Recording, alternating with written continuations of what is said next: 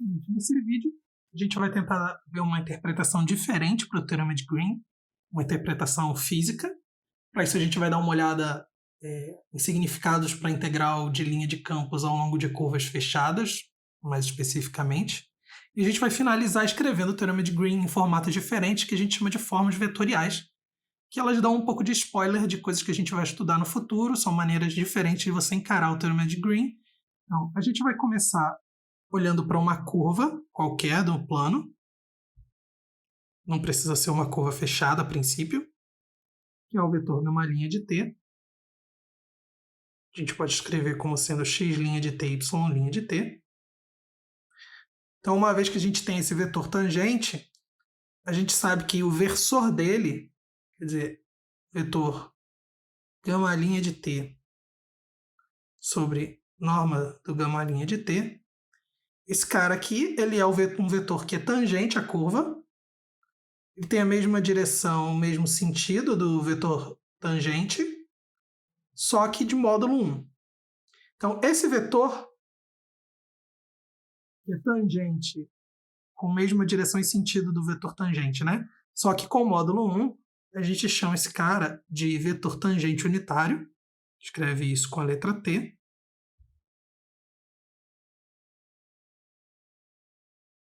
Vetor tangente unitário é um vetor que está aqui, só que o módulo dele é 1. Então, da mesma forma, você sabe que se o γ' é um vetor tangente, quando você olha para esse vetor aqui,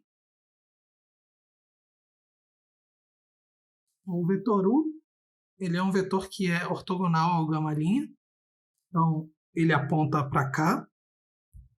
Da mesma forma que a gente olhou para o vetor tangente unitário, esse vetor aqui, que é normal, né, um vetor ortogonal ao γ', se você olhar para o versor dele, nota que a norma de U é a norma do γ' de t, elas são iguais, então você pode olhar para esse vetor aqui.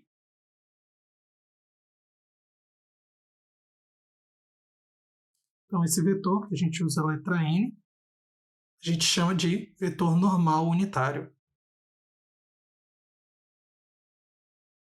Esse par de vetores, o vetor tangente unitário e o vetor normal unitário, eles são o par ideal para se estudar campos vetoriais ao longo de uma determinada curva em cada ponto. Quer dizer, em cada ponto você tem aqui um vetor tangente unitário e um vetor normal. Esses vetores dependem do ponto, né? Eles, no fundo, são vetores que dependem de t. Mas a ideia é que em cada ponto eles te dão um sistema de coordenadas com um vetor tangente, que significa que esse vetor é um vetor que está te apontando a direção do movimento que você está fazendo, e um vetor que é ortogonal a ele. Então, eles, digamos assim, eles geram um sistema de coordenadas que, em cada ponto, é o sistema ideal para se estudar campos ao longo da curva. A ideia é a seguinte: quando você está olhando para esse ponto, pensando nele ao longo dessa curva, a direção mais básica que você tem é a direção tangente, e a melhor maneira de gerar um sistema de coordenadas nesse ponto é olhar para o vetor que é ortogonal ao vetor da direção da curva. Então, quando você olha para esse par, em cada ponto eles geram todo um sistema de coordenadas que é o melhor sistema para se estudar as coisas que acontecem em torno desse ponto. Então, esse par Tn, que a gente chama de diedro de Frenet, são as ferramentas básicas para se estudar curvas em geral, de um ponto de vista mais teórico. A relação entre as derivadas desses caras e eles é que fornece para a gente, no fundo, todo o formato, toda a estrutura de cada curva, né? Toda curva pode ser determinada pelas relações entre as derivadas dos vetores tangente e normal. A gente não vai entrar nesse ponto. O que a gente quer fazer aqui é o seguinte: a gente quer olhar para uma curva, em cada ponto você tem esse sistema de coordenadas Tn. Então significa que se você tem um campo F atuando ao longo dessa curva, quando você olha para o campo F nesse ponto, sei lá, ele é um cara qualquer aqui, esse campo F ele pode ser escrito nas coordenadas do vetor normal unitário e do vetor tangente. Ou seja, esse campo F ele pode ser escrito como sendo uma combinação linear de T e N. Mais especificamente, como esses caras são ortogonais e tem módulo 1, é fácil saber quem é o A e quem é o B. A gente, na verdade, tem que o campo F pode ser escrito assim. Ele é o produto escalar de F com N na direção N, mais o produto escalar de F com T na direção T. Então, todo campo pode ser escrito assim em cada ponto.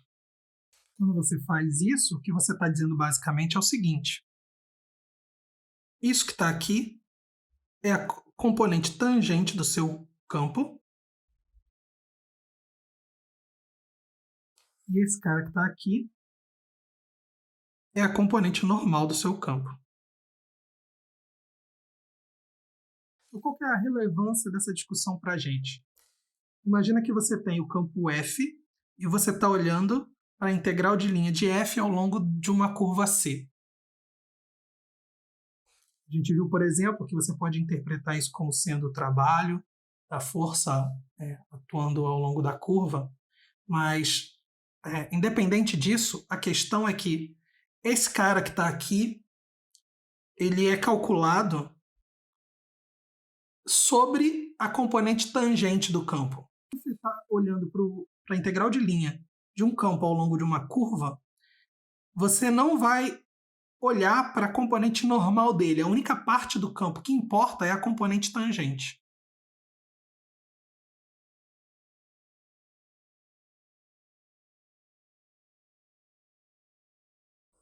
Isso não é difícil de enxergar, uma vez que a definição de integral de linha, que a gente viu, ela é uma integral de A até B, aqui depende da parametrização, f composto com a parametrização da curva, vezes o vetor γ' de t dt. Se você multiplicar e dividir pela norma do γ' de t, essa expressão que vai aparecer é o seguinte, você vai ter aqui f composto com γ, produto escalar com γ' de t sobre norma do γ' de t, vezes a norma do γ' de t, dt. E aqui, bom, esse cara é exatamente o vetor tangente unitário, e esse cara é exatamente o elemento de comprimento que a gente viu. Então, essa integral pode ser escrita assim, a integral ao longo de C do campo F escalar com T ds. E aí, repara, quando você escreve assim, esse ds aqui é o elemento de comprimento da curva, então isso não tem nada a ver com campo nem nada. E o que aparece aqui é exatamente a componente tangente do campo, como a gente tinha visto aqui. Aparece exatamente a parte do seu campo que está na direção tangente. Então, por exemplo, quando o campo é ortogonal à curva, a integral de linha é zero, porque a componente tangente dele é zero. Se ele for totalmente ortogonal à curva, esse cara aqui é zero, então você só tem a componente normal, então a sua integral é zero. Você pode pensar que quando o campo está atuando ao longo de uma curva, a parte tangente é a parte que vai entrar na conta e a parte normal, digamos assim, é a parte que você está perdendo. Então, o que a gente tem aqui, que é a integral de um campo ao longo de uma curva, nada mais é do que a integral da componente tangente desse campo ao longo dessa curva. Então, no caso em que C é uma curva fechada, olhando para a expressão acima, você pode pensar o seguinte. A integral de linha do campo F ao longo de C, nesse caso, vai mostrar para você o quanto o seu campo circula ao longo de C. Aqui a palavra circulação, pensando mais no campo como sendo um fluxo, uma das maneiras que você pode interpretar o campo. Então, a integral de linha vai estar olhando como se fosse uma soma, que a integral de uma certa forma é uma soma, das componentes tangentes do seu campo ao longo de uma curva fechada, que vai voltar para o mesmo ponto. Então, de uma certa maneira, ele está olhando, de alguma forma, a maneira com que você circula ao longo da curva. Então, quando você pensa na integral de linha de uma curva fechada dessa forma, o teorema de Green ele relaciona a circulação ao longo da curva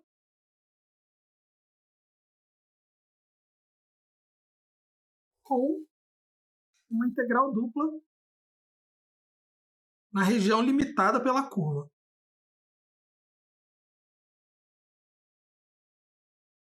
Lembra, o teorema de Green é um teorema que a gente usa para integrais de curvas fechadas que limitam uma região onde o campo é bem comportado.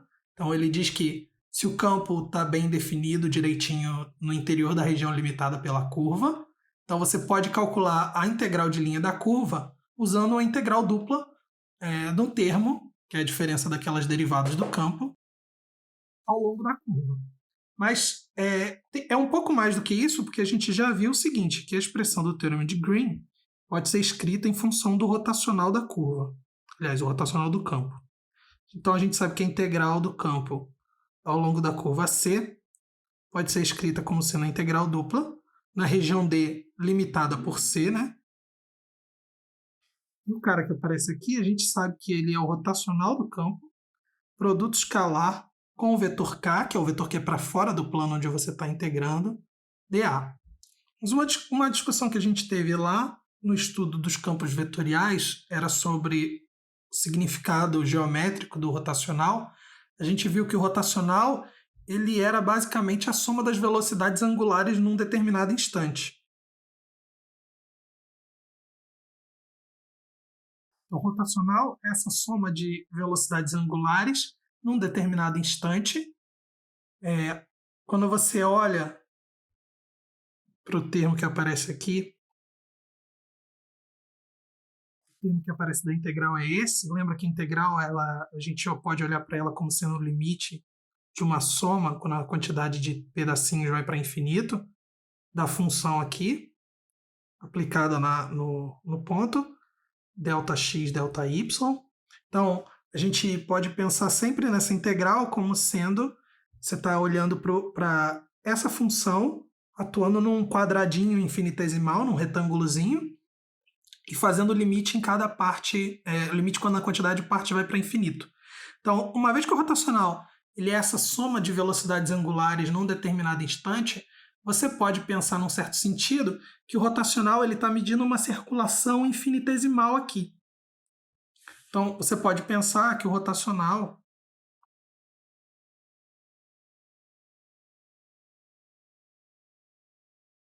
quando você coloca dessa forma, quando você faz a integral, você na verdade está pegando circulações infinitesimais, esses caras aqui em quadradinhos Δx, Δy, fazendo o limite quando a quantidade deles já vai para infinito. Então, e somando tudo. Então, você meio que está olhando para circulações infinitesimais e está somando tudo. Então, esse cara daqui pode ser visto como sendo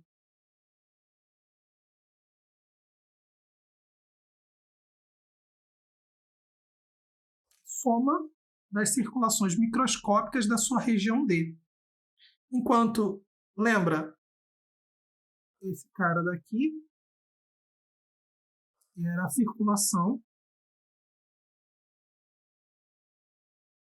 que no caso é a circulação ao longo de C, é uma circulação macroscópica, né? Que a gente está olhando para uma curva, a curva inteira. Então, quando você olha para o teorema de Green dessa forma, se você lembrar na demonstração, quando estava trabalhando com regiões que não eram simples, a maneira como a gente fez a conta foi quebrando a região e somando a integral em pedaços. Você somava e aí os pedaços que contavam em uma no sentido contavam na outra em outro sentido e eles se anulavam e você ficava com a integral na curva. O que o teorema de Green diz, num certo sentido, é que se você tem uma região e você está calculando a integral de linha ao longo dessa curva, você pode calcular essa integral de linha quebrando em pedacinhos infinitesimais e somando a circulação em cada pedacinho. Em outras palavras, ele está te dizendo aqui que a circulação, aqui é macro, e F ao longo de C é igual a soma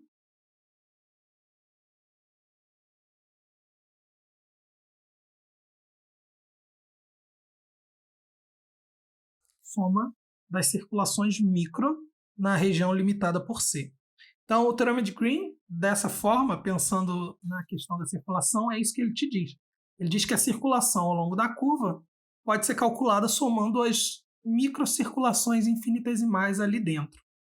Essa é uma interpretação física que você pode dar para o teorema de Green. Tem muitos outros aspectos em outros contextos, mas esse é um interessante que eu achei que valia a pena a gente trazer para cá. Uma outra observação que é referente a essa discussão é que o sinal dessa circulação ele depende basicamente de uma comparação entre a orientação da curva e o fluxo do campo.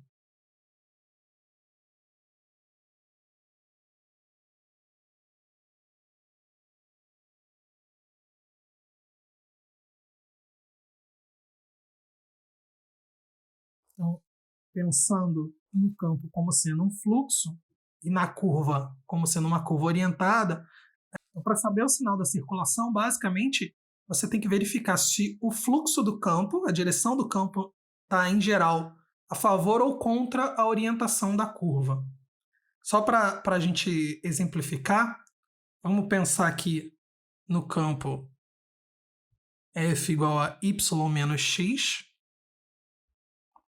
e olhar para C como sendo a elipse x² sobre 9 mais y² sobre 25 igual a 1 no sentido anti-horário.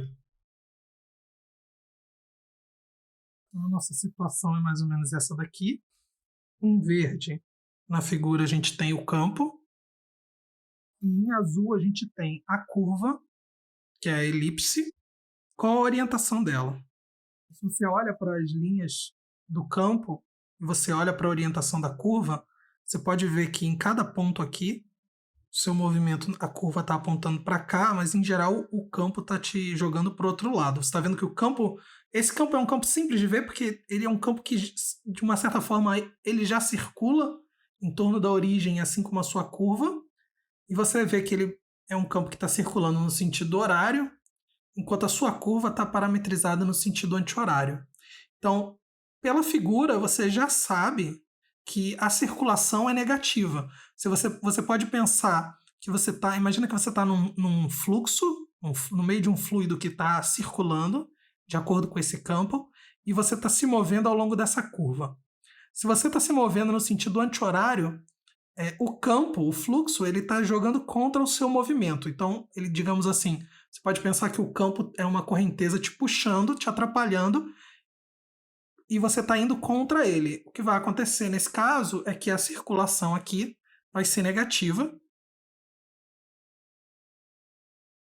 Quer dizer, você pode pensar na integral de linha como sendo quanto o campo contribui para o seu movimento, e a resposta nesse caso é que o campo não contribui nada para o seu movimento, na verdade ele te atrapalha. Se você quiser verificar, essa é uma conta bem fácil nesse caso. A parametrização da nossa curva é essa daqui, porque é uma elipse. E aí, se você faz a integral de linha aqui,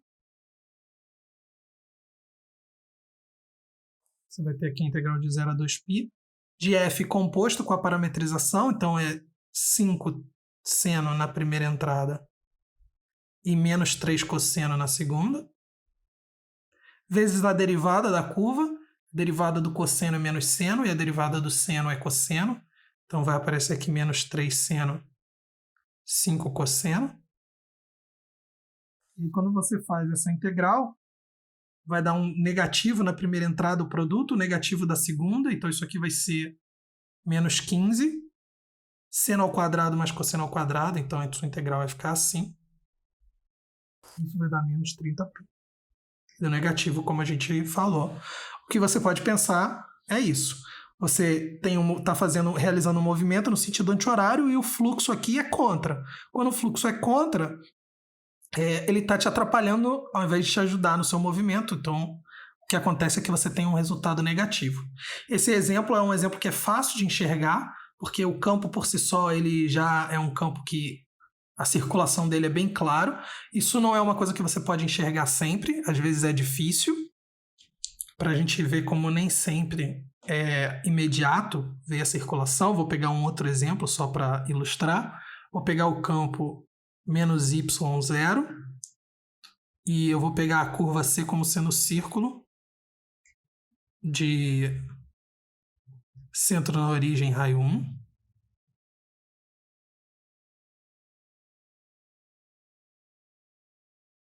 Repara que esse campo, ele é um campo que ele só tem a componente x e a componente x é proporcional ao y. Então, a figura vai ficar mais ou menos assim. Então, a gente está olhando aqui no GeoGebra, repara, o campo é menos y0, então é um campo horizontal.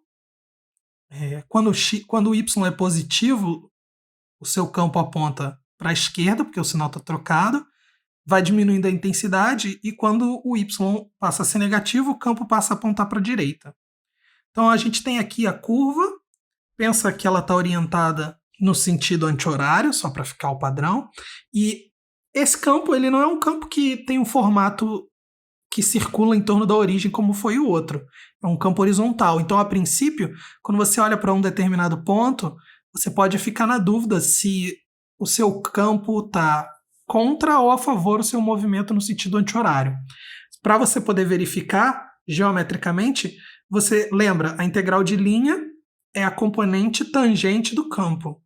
Então, quando você olha para cá, na figura você tem o campo F em cada ponto, a reta em azul, o vetor em azul é o vetor tangente unitário, o verde é o campo no ponto e o vermelho é a componente tangente do campo. Então, repara que nesse ponto, por exemplo, a componente tangente do campo, que é o vetor em vermelho, ele está apontando na mesma direção e no mesmo sentido do vetor tangente unitário. A direção é natural, porque você está olhando a projeção do F no T. Né? Você está olhando a componente do F na direção T.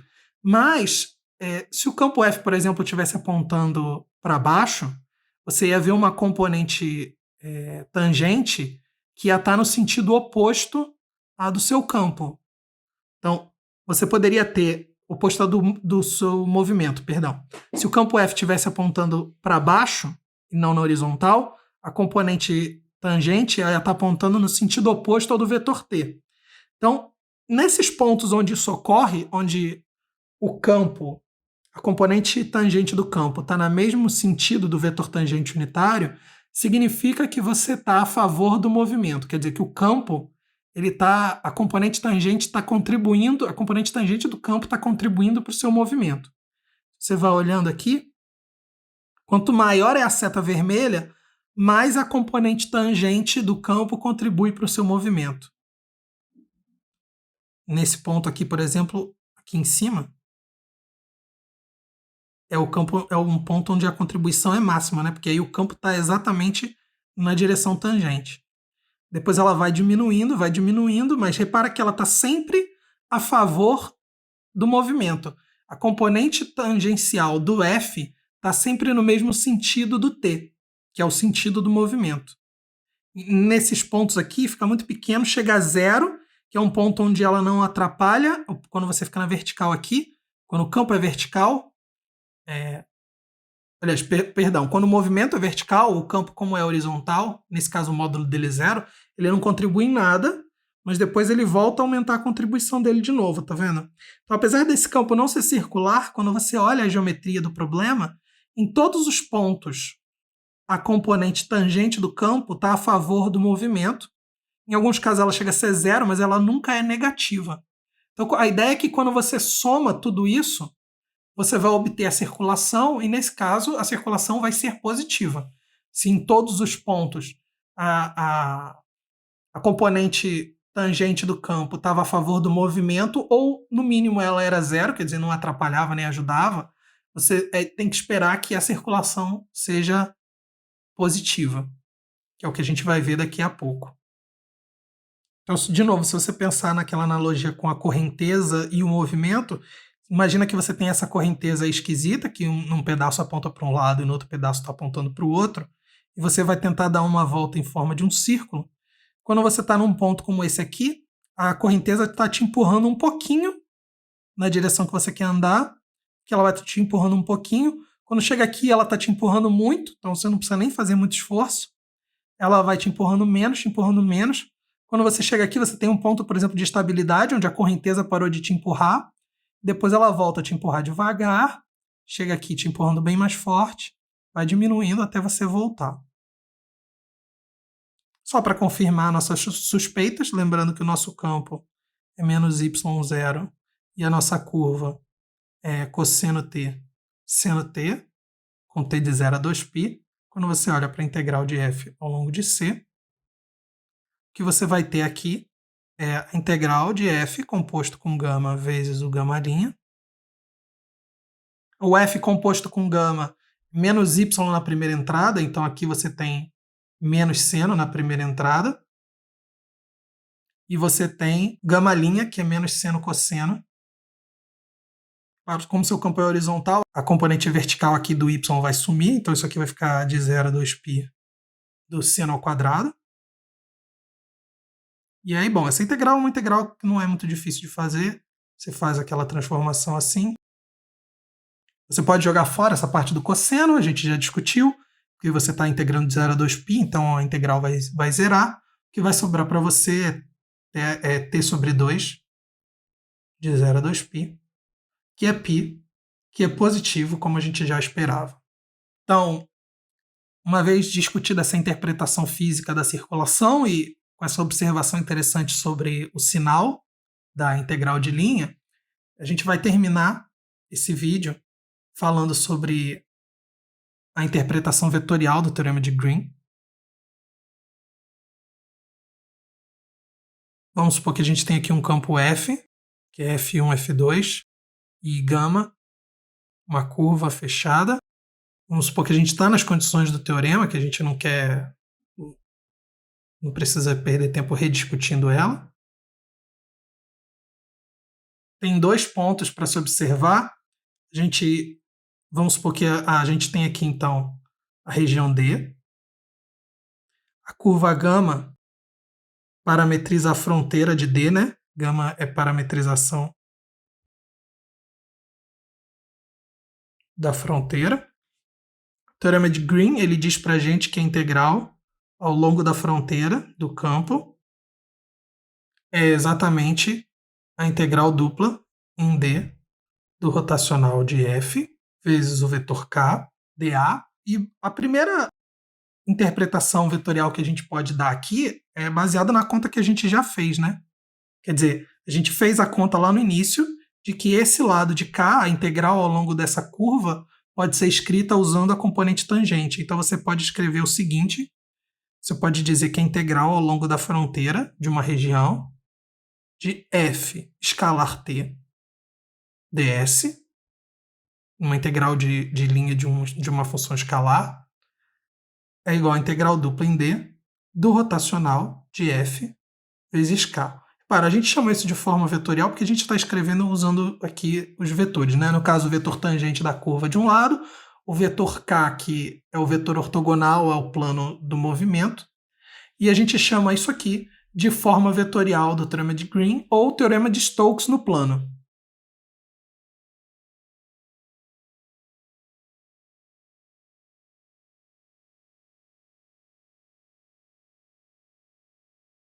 O teorema de Stokes é um teorema que a gente vai estudar na versão dele mais geral. O teorema de Stokes é um teorema onde a integral que aparece do lado de K é uma integral ao longo de superfícies em geral, não necessariamente de um pedaço do plano.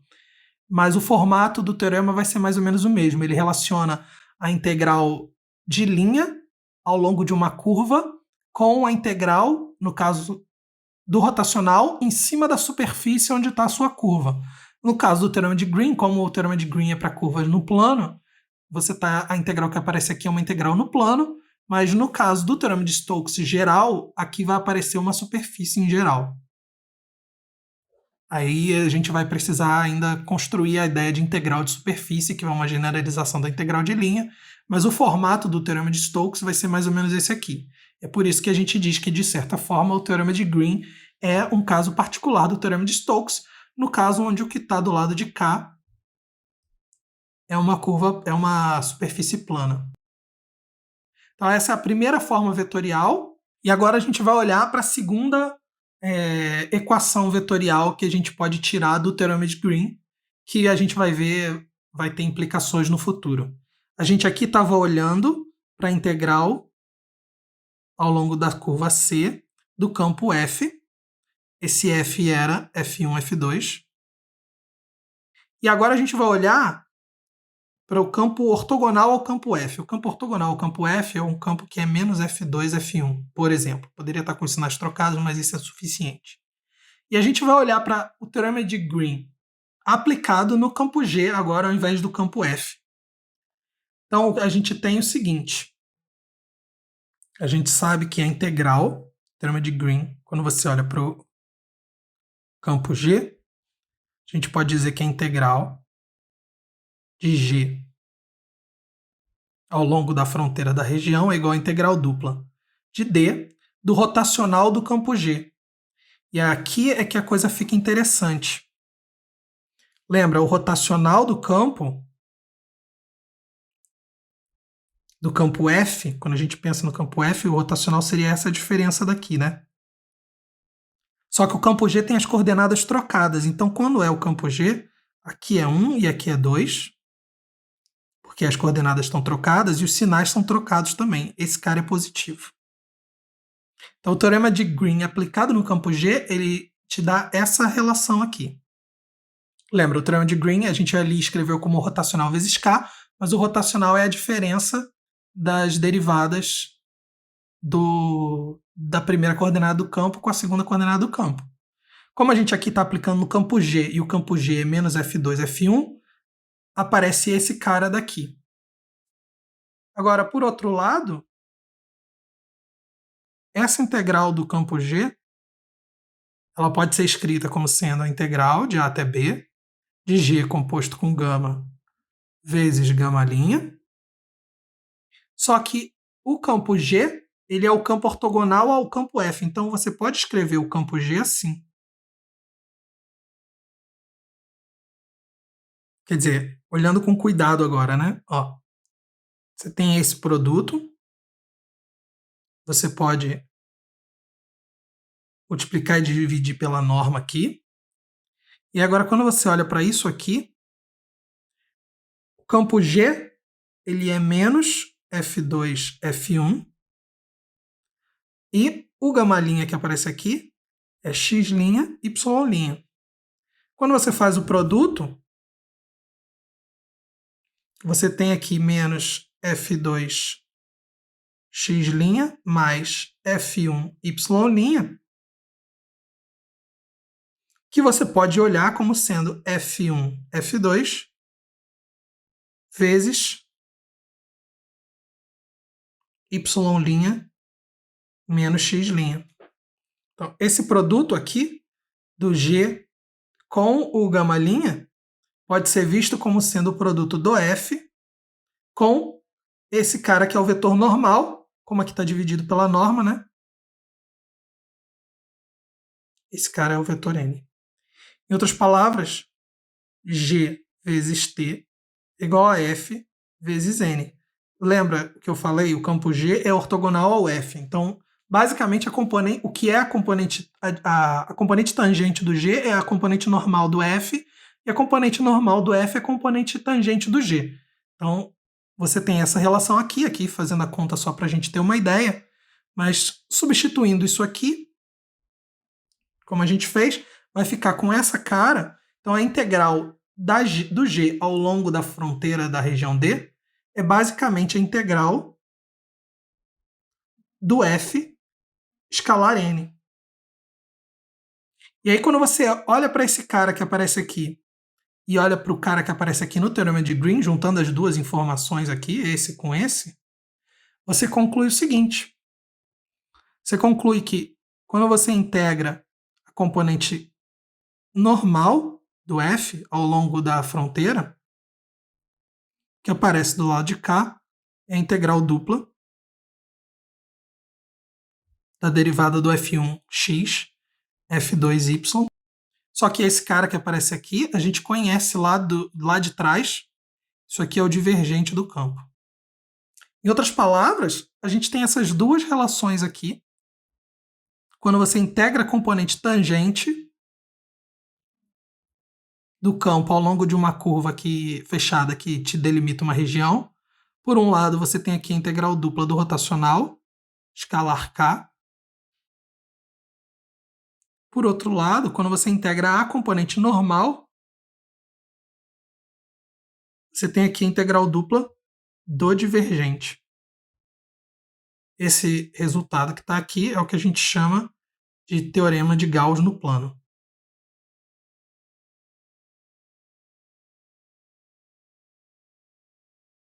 Então, você relaciona a integral da componente tangente com a integral dupla do rotacional e relaciona a integral do componente normal com a integral do divergente. A gente vai ver que essa segunda equação é um caso particular do teorema de Gauss geral que a gente vai ver.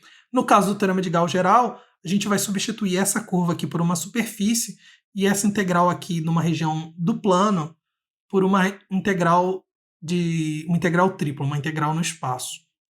Então, aqui a gente tem aqui um vislumbre do que vão ser os teoremas principais do curso lá no final, só que aí vai ser para casos mais gerais, envolvendo integrais de superfície.